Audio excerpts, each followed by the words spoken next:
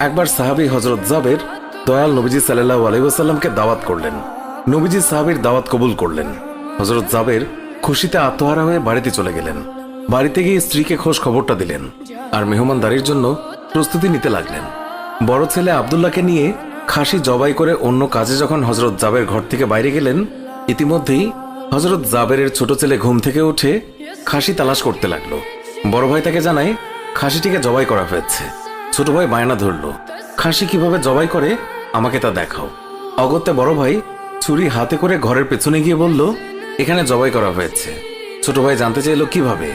বর্ণনা করে বোঝাতে না পেরে অবশেষে বড় ভাই বলল, তাহলে তুমি মাটিতে শুয়ে পড়ো, আমি তোমাকে দেখাই। ছোট ভাই মাটিতে শোয়ার পর বড় ভাই তার গলায় ছুরি চালিয়ে জবাই করার নমুনা দেখাতে গিয়ে ছোট ভাইকে সত্যি সত্যি জবাই করে ফেলল।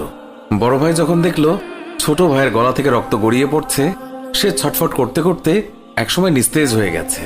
তখন বুঝলো ব্যাপারটি কি ঘটেছে। আতঙ্কিত হয়ে সে নিকটবর্তী খেজুর গাছের চূড়ায় উঠে আত্মগোপন করে রইল। এদিকে হযরত জাবের পুত্রদের খোঁজে বাড়ির পেছনে এসে ছোট ছেলের অবস্থা দেখে থমকে গেলেন। অতঃপর তাকে বুকে করে স্ত্রীর কাছে গিয়ে বললেন, তাড়াতাড়ি একটি কম্বল নিয়ে এসো, বাচ্চাটিকে শুইয়ে দিই।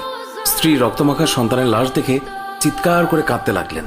কিন্তু স্বামী হযরত জাবের তাকে সান্ত্বনা দিয়ে বললেন, আজ আমাদের শোক প্রকাশ করার দিন নয়, আজ দুঃখ দেখলে নবীজিও দুঃখিত হবেন। অতএব ধৈর্য ধারণ করো, কষ্ট করে হলেও মুখে হাসি ফুটিয়ে তোলো। তারপর তারা দুজনে মিলে ছোট ছেলেকে কম্বলে মুড়ে রান্নাঘরের পেছনে রেখে আসলেন। স্ত্রী রান্নার কাজে মন দিলেন। হযরত জাবের বের হলেন বড় পুত্র আব্দুল্লাহর খোঁজে। বাড়ির পেছনে গিয়ে ছেলের নাম ধরে জোরে ডাক দিলেন। গাছের উপর আত্মগোপন করে বড় ছেলে সব ঘটনা প্রত্যক্ষ করছিল আর ভয়ে কাঁপছিল। পিতার ডাক শুনে ভাবল, এখন পালাতে না পারলে আব্বার হাতে ধরা পড়তে হবে। ধরা পড়লে আর রক্ষা থাকবে না। পালানোর উদ্দেশ্যে গাছ থেকে লাফিয়ে পড়ে আঘাতপ্রাপ্ত হয়ে সেও মৃত্যুর কোলে ঢলে পড়ল। পিতা কাছে গিয়ে দেখেন আব্দুল্লাহর দেহে প্রাণের স্পন্দন নেই। বড় ছেলেকে কোলে তুলে তিনি বাড়ির ভেতরে আসলেন। স্ত্রীকে বললেন আরেকটি কম্বল নিয়ে আসার জন্য। বড় ছেলের এই অবস্থা দেখে দরদিমা পুনরায় আর্তনাদ করে উঠলেন। স্বামী তাকে পুনরায় সান্ত্বনা দিয়ে বললেন, ধৈর্য ধরো, আজ আমাদের দুঃখ প্রকাশের দিন নয়, আজ আমাদের পরম আনন্দের দিন। দয়াল নবীজি অল্প কিছুক্ষণের মধ্যেই আমাদের ঘরে তাশরিফ রাখবেন।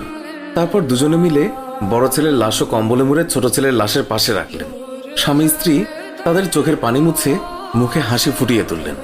হযরত জাবের বাড়ির সামনে দাঁড়িয়ে নবীজির আগমনের অপেক্ষা করতে লাগলেন। অল্পক্ষণের মধ্যে নবীজিকে উটের পিঠে করে আসতে দেখা গেল। হযরত জাবের আনন্দে আত্মহারা হয়ে দৌড়ে গিয়ে স্ত্রীকে নবীজির আগমনের সংবাদ দিলেন এবং পুনরায় তিনি দৌড়ে নবীজির সামনে চলে এলেন। নবীজির উটের কাছে গিয়ে তাকে বাড়ি পর্যন্ত এগিয়ে আনলেন। নবীজি জাবেরের ঘরের সামনে উট থামিয়ে তার ডান পা মোবারক মাটিতে রাখলেন, বাম পা মোবারক এখনো নামাতে বাকি। এই সময় জিবরাইল আলাইহিস সালাম আল্লাহর পক্ষ থেকে নির্দেশ নিয়ে তিনি উৎসাহিত হয়ে বললেন, ইয়া রাসূলুল্লাহ, আল্লাহ আপনাকে জাবেরের ছেলেদের সঙ্গে নিয়ে খানা খেতে বলেছেন। অতঃপর নবীজি সাল্লাল্লাহু আলাইহি ওয়াসাল্লাম সাহাবায়ে কেরামকে নিয়ে জাবেরের ঘরে তাশরিফ রাখলেন। তাদের সামনে হযরত জাবের দস্তরখানা বিছিয়ে দিলেন। তার স্ত্রী খাবার বেড়ে দিলেন আর তিনি সেগুলো এনে মেহমানদের সামনে হাজির করলেন। তারপর তিনি নবীজিকে আরজ করলেন, ইয়া রাসূলুল্লাহ, দয়া করে খানা শুরু করুন। নবীজি বললেন, হে জাবের, তোমার ছেলেরা কোথায়? তাদেরকে ডাকো। হযরত জাবের বললেন, ইয়া হাবিবুল্লাহ, আপনি দয়া করে খেয়ে নিন, ছেলেদেরকে আমি পরে ডাকবো। আল্লাহর রাসূল পুনরায় বললেন, তোমার ছেলেদেরকে ডেকে নিয়ে এসো, তাদেরকে সাথে নিয়ে খানা খাবো।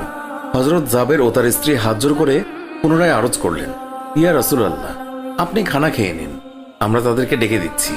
তখন নবীজি বললেন, হে জাবের, এই মাত্র জিবরাইল ফেরেশতা আমাকে আল্লাহর নির্দেশ জানিয়ে গেলেন আমি যেন তোমার ছেলেদের সঙ্গে নিয়ে খানা খাই। নবীজির এই কথা শুনে হযরত জাবের এবং তার স্ত্রী আর ধৈর্য ধরে রাখতে পারলেন না। তারা চিৎকার করে কেঁদে কেঁদে সমস্ত ঘটনা খুলে বললেন। তখন নবীজি হযরত জাবেরকে বললেন, তোমার ছেলেদের কাছে গিয়ে বলো আল্লাহর নবী তাদেরকে ডাকছেন। হযরত জাবের নবীজির নির্দেশ মোতাবেক ছেলেদের লাশের সামনে গিয়ে তা বললেন। সঙ্গে সঙ্গেই তারা দুইজন আল্লাহু আকবার বলে উঠে নবীজির কাছে তারা দৌড়ে চলে গেল। অতঃপর নবীজি সাল্লাল্লাহু আলাইহি ওয়াসাল্লাম আল্লাহর নির্দেশ মোতাবেক হযরত জাবেরের দুই সন্তানকে নিয়ে খানা খেলেন। সুবহানাল্লাহ।